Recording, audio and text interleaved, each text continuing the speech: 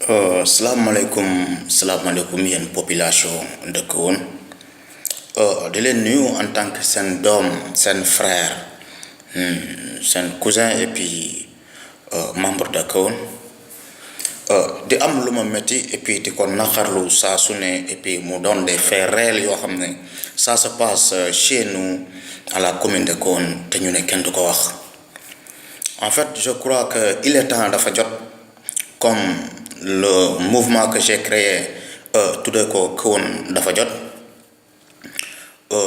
jot qu'on fait dégager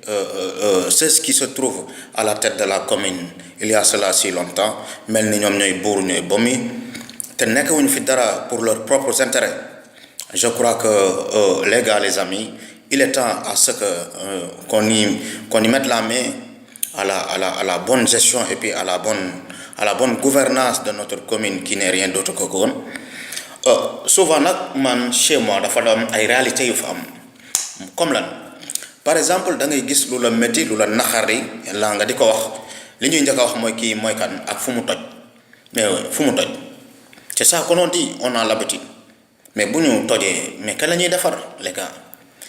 regarde-toi à la Sénélec boo demee ci suñ bras de mer bi Kahone yaa ngi fay gis benn ndox bu bon bu salte boo xam ne Sénélec ci boppam moo ko jël di ko fa déverser suñu doom suñuy frère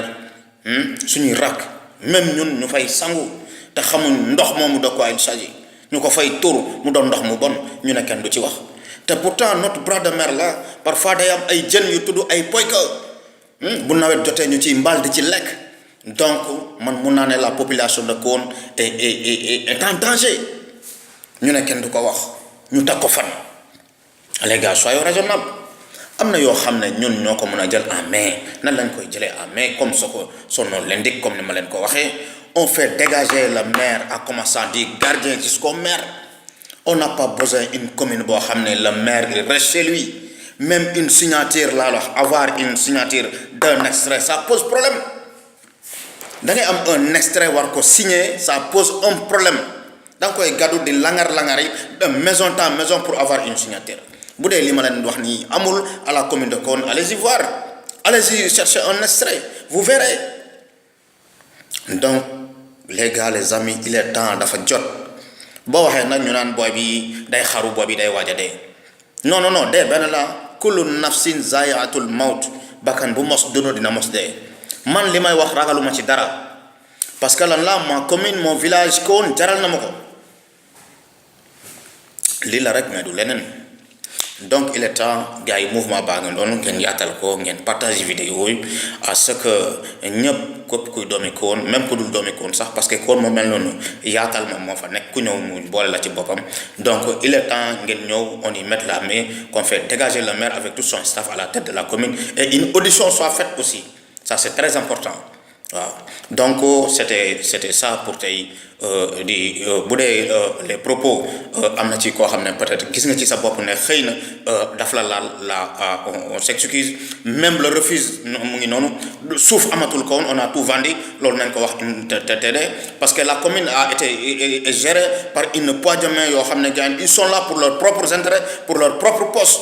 ils ne s'en doutent même pas aux besoins de la population ñu ne kenn du ko wax gars il est temps les gars il est temps dafa jot qu'on fait dégager le maire avec tout son staff man Ablaye man maa ko wax qu'on fait dégager le maire avec tout son staff du gardien jusqu'au maire c'est le moment nag gars yi yéen nag da ngeen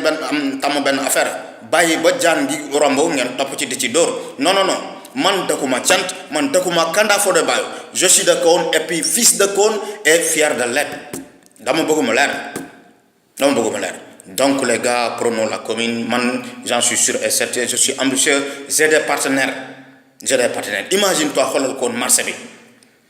boo xam ne amul jën ñaari table ñetti table si toutefois ngeen jël ma mettre ma à la tête de la commune inchallah j'ai des partenaires damay dem Kayar trouver 2 camions yoo xam ne gaan ay jën ay frigo lay doon di ñu fay xëy saa su ne di indi à la population de Kahone ay jën bu dee fruits yi pareillement j'ai la connaissance à Mboro et à Notto Gouye Diama à Notto Gouye Diobass itam ñoom itam fruits yu frais boobaa il y aura 2 camions yoo xam ne dañ fay bugg di jógee incha allah di indi ay légumes à la population de Kahone. taxi yi nga xam ne ñu ngi daw Kahone boole ci les taxis ñu jël à la distance de 2 km 500 ñu ci fay ko à 200 francs alors que carburant cherul wàcc na loolu incha allah dafay jóge. j'ai des partenaires depuis Londres incha allah ci kattanu yàlla je ferai de sorte que dinaa régler ñaata fukki taxi ak juróom yoo xam ne son nom ku ne nu mu tudd yi daw Kahone incha allah lu mu dee il y aura 15 taxis yoo xam ne day tudd Kahone dem dikk lay tudd incha allah kuy demati Kaolack ci kattanu yàlla 100 francs ñaar fukki dërëm dong ngay fay aller faire ñaar fukki dërëm retour muy 200 francs le ticket Kaolack Kahone parce que taxi yi noonu la ñuy tudd ci kattanu yàlla et puis taxi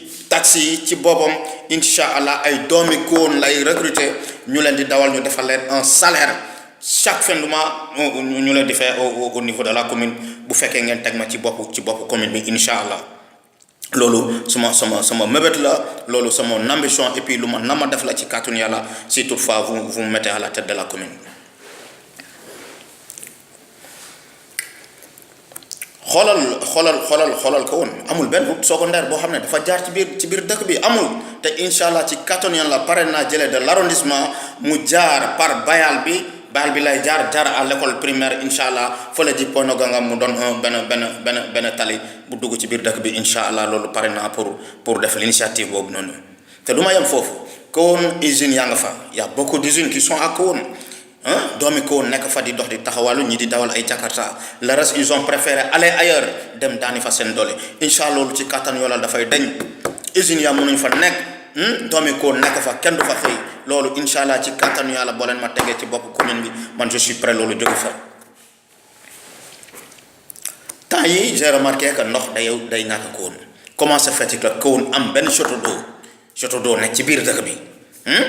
Kahone di ñàkk ndox loolu désormais ci kattanu yàlla boo leen ma tegee à la tête de la commune loolu dafay dañ.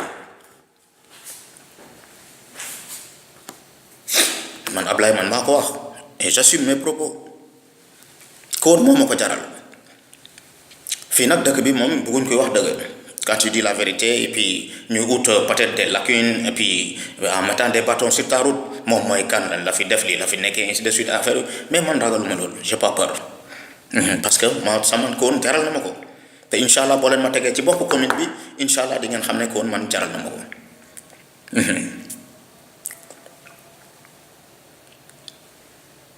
xoolal Kahone boo fa duggee guddi.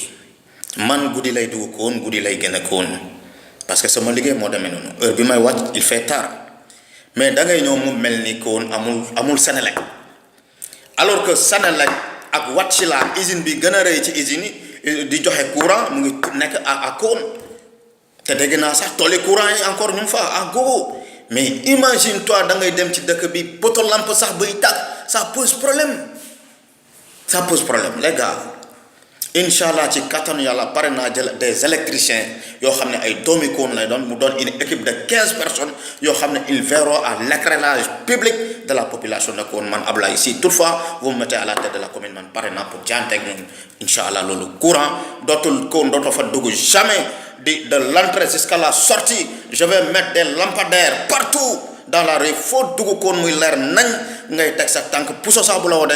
nga mun ko ramasser incha allah ci kàttanu yàlla loolu pare naa fi pare naa aussi tam recruter des libérales mooy yoo xam ne dañu dem quartier bu libéré nekk Kahone dans le chômage amuñu xëy ma recruter leen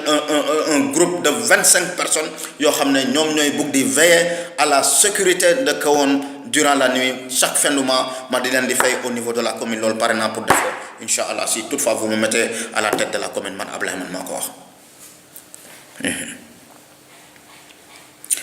imaginez benn affaire Kahone y a des jeunes yoo xam ne ay arabisants lañ